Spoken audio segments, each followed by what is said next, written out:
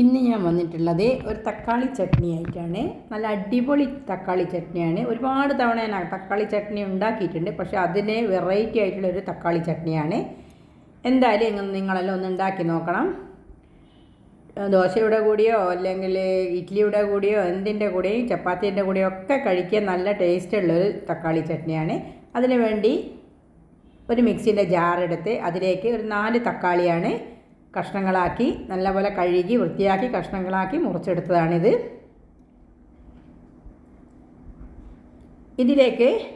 ഇത് മിക്സിയുടെ ജാറിലേക്ക് ഇട്ട് അതിന് ശേഷം കുറച്ച് ഒരു 5-6 വെളുത്തുള്ളി എടുത്തിട്ടുണ്ട്. വെളുത്തുള്ളി അല്ലിയാണ്. പിന്നെ അതേപോലെ ചെറിയ ഉള്ളി ഒരു 10-12 ചെറിയ ഉള്ളി എടുത്തിട്ടുണ്ട്. പിന്നെ ഒരു ചെറിയ കഷ്ണം ഇഞ്ചി, പിന്നെ ഒരു കഷ്ണം വെല്ലം, ശർക്കരയാണ്. ഞങ്ങൾ വെല്ലം എന്നാ പറയുക. ശർക്കരേൻ്റെ ഒരു 2 പീസ് എടുത്തിട്ടുണ്ട്. പിന്നെ കാശ്മീരി ചില്ലി 3 എടുത്തിട്ടുണ്ട്. അതൊരു കളറിന് വേണ്ടിയിട്ടാണ്. പിന്നെ ഒരു 3-4 സാധാരണ മുളക് എടുത്തിട്ടുണ്ട്.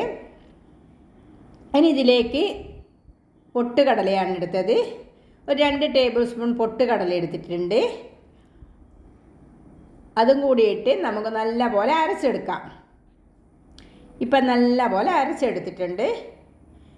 ഇനി നമുക്ക് ഒരു ചീനച്ചട്ടി അടുപ്പത്ത് വെച്ച് അതിലേക്ക് 2 ടീസ്പൂൺ വെളിച്ചെണ്ണ ഒഴിച്ചിട്ടുണ്ട്. അതിലേക്ക് 1 ടീസ്പൂൺ കടുക് ഇട്ടിട്ടുണ്ട്. 2 കായ്മുളക്, കുറച്ച് കറിവേപ്പിലയിട്ട് കടുക് പൊട്ടിയതിന് ശേഷം ഈ നമ്മൾ അരച്ച് വെച്ച മിക്സിയിലുള്ള മസാലക്കൂട്ട് അതിലേക്ക് ഒഴിച്ച് മിക്സി കഴുകിയ വെള്ളം കൂടി ഒഴിച്ച് ഒന്ന് തിള വരുന്നവരെ വെക്കാം.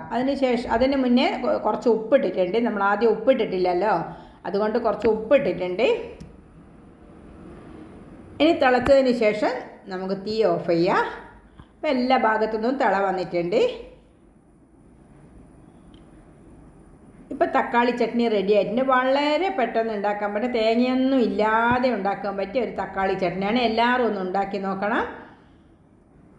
ചപ്പാത്തിൻ്റെ കൂടെയും ദോശയുടെ കൂടെയും ഇഡ്ഡലിയുടെ കൂടെയും എല്ലാത്തിൻ്റെ കൂടെയും നല്ല ടേസ്റ്റാണ്. കണ്ടുകൊണ്ടിരിക്കുന്ന ആൾ ഒന്ന് ലൈക്ക് ചെയ്യാനും ഷെയർ ചെയ്യാനും സബ്സ്ക്രൈബ് ചെയ്യാനും മറന്നു പോകരുത്.